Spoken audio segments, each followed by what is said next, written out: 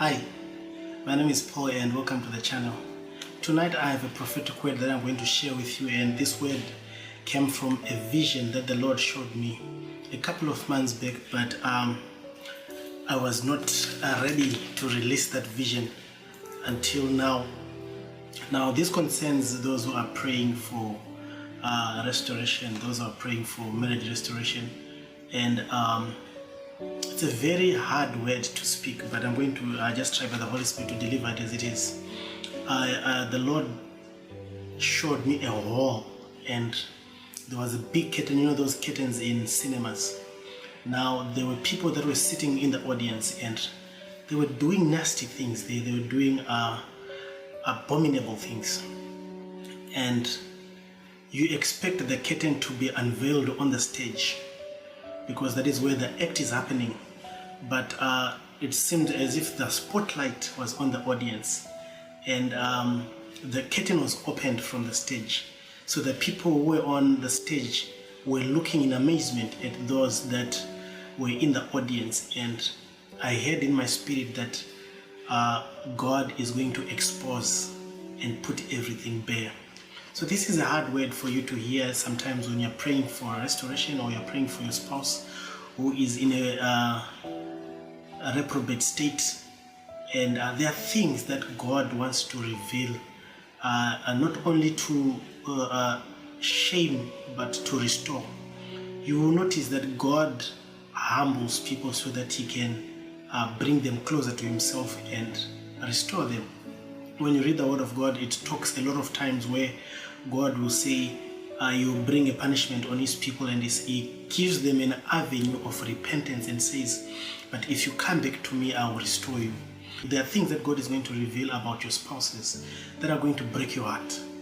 There are things that God is going to reveal about your spouse because God allowed it that they walk into this space and put on a reprobate mind.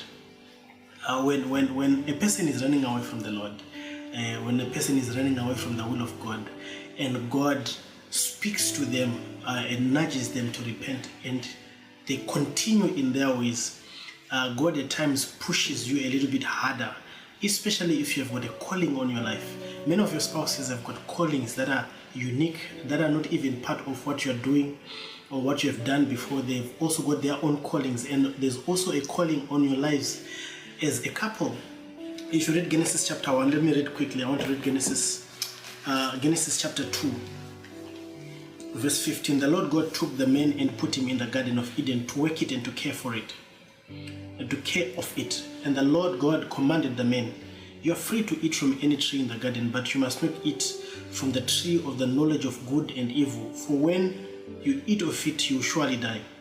Then the Lord God said, it is not good for the man to be alone. I'll make a helper suitable for him.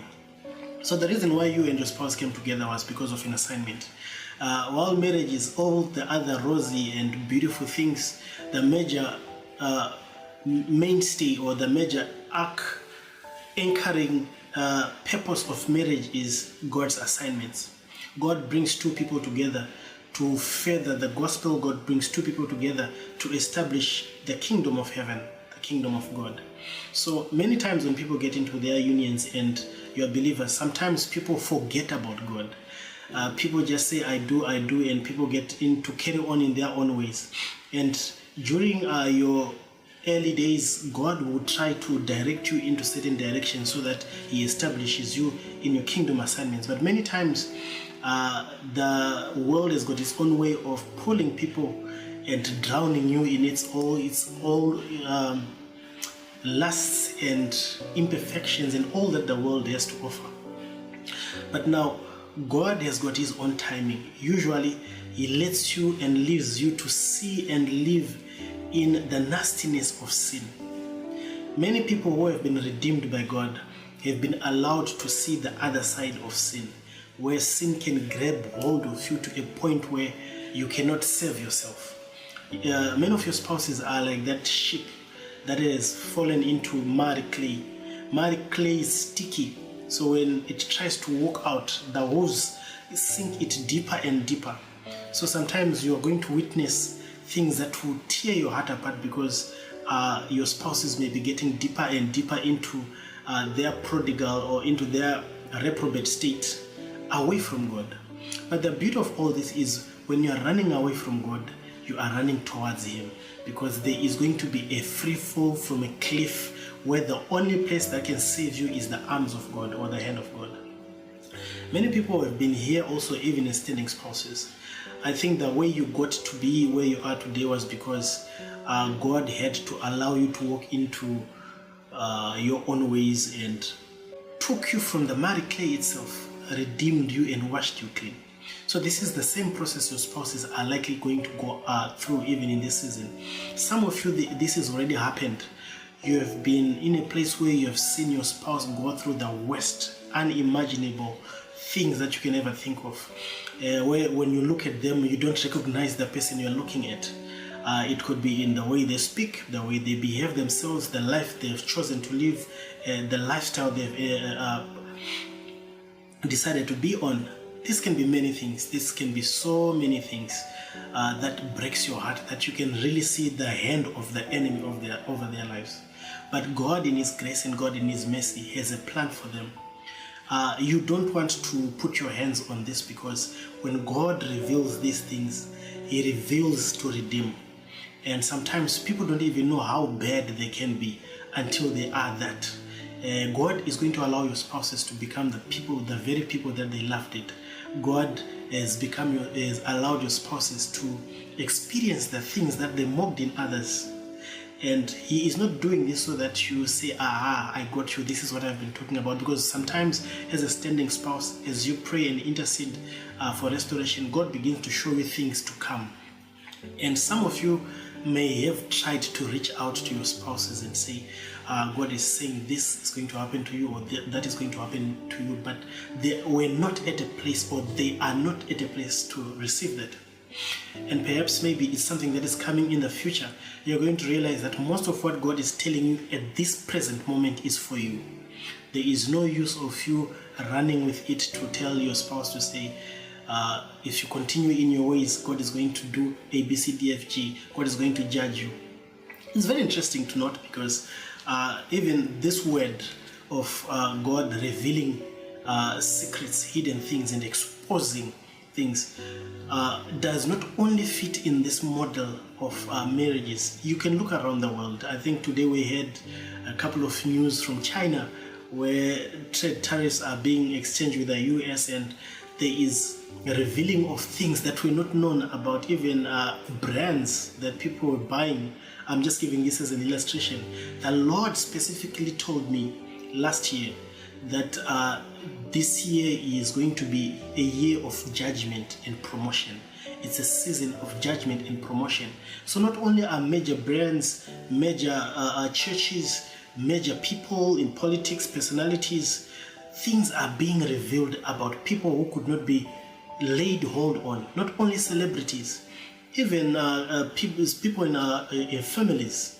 There are people who have been nasty in families who go around using influences from the demonic world and consult with spirits and mediums and speak hexes and curses of other family members' lives, and God is exposing all those things. But in this moment, your role is to have your ear near the mouth of the Lord. You have to have direction from the Holy Spirit on how to proceed. And I want to say, you also have a responsibility to be a covering for your spouse. God is not revealing and exposing this so that you joke and laugh about it and use it as a thing to justify and mock them. Your part is likely that you cover them and you give them grace and you extend mercy and you be that redeemer, Boaz that God set aside to come in and save the situation. You want to be at a place of healing. You want to be at a place where you've already been healed, because this is very hard. For some people, this is going to be the most difficult part of your marital journey, because you may feel like you don't want them anymore.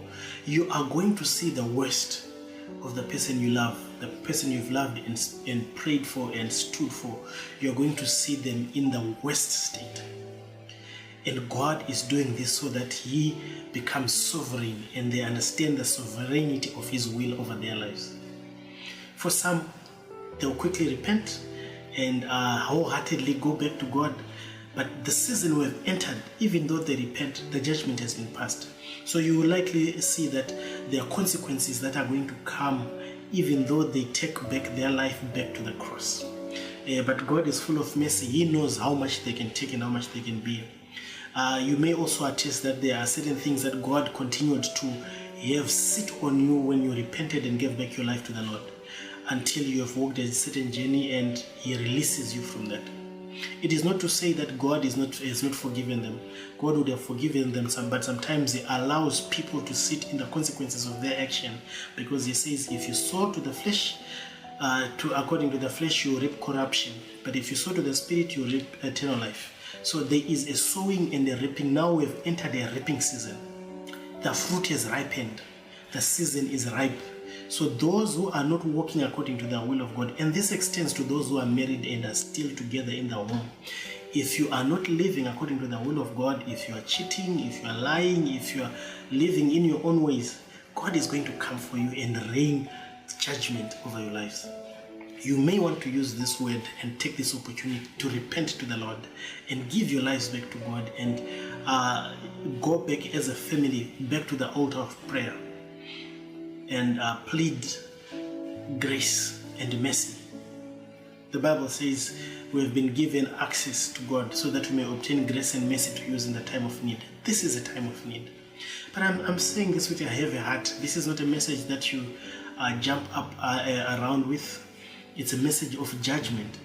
It's a message of consequences of actions. It's a message of God pushing the last straw to make sure that He redeems His child, His son. Your husband is God's son, and God wants to redeem him.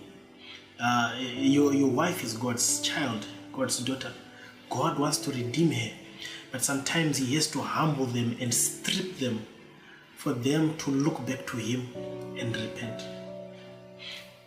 You want to be praying, and you don't necessarily have to pray to say, God, do not humble them. But maybe perhaps you want to say, God, make their hearts soft towards you so that they turn back to you. You want them to have turned their hearts to the Lord before they even try and turn their hearts towards you, because some of you are in a divine separation and there's no communication. Some of you are communicating while you're in divine separation, and the communication may be even toxic or lethargic, to say the least. But in this season that you have entered into, God is now going to release the juggernaut. God is releasing the hammer. God is releasing has released the axe. Let me put it that way, because that is what He has said to me. So it's a great reveal. It's a season of nakedness. I pray for you that God gives you the strength to pray and intercede the right way, that God guards your heart. Stay in the Word. Stay in a space where you meditate and see the person that they are going to become after all this. But here, let me pray. Father, I thank You tonight. Your word comes with power and grace. In this season of judgment, I thank You, Father, for those standing spouses. Give them the grace to hear from You. Give them the grace to have the correct posture of heart, not to mock and revile, not to accuse as an accuser of the brethren. But I pray, oh God, for the heart, a healed heart that can extend grace where You call it for, where You call for it. I pray, let Your Holy Spirit speak to them in their dreams at night. Let the Holy Spirit minister to them as they walk and experience this great reveal. I pray for You in Jesus' name. Hallelujah. We're building a community. If you're interested in being part of our prayer community, we're praying together as a community. Right now we're praying on WhatsApp. That's a WhatsApp platform. It's a channel. So if you're interested, just write in the comment section, and then I'll send the link up there. Be sure to like and comment as well. Tell me where you are in your journey. What are the challenges that you're facing? If you need prayer, reach out to me. I'm willing to pray and speak to you if needs be. But until I meet you next time, let me love and leave you here. God bless you.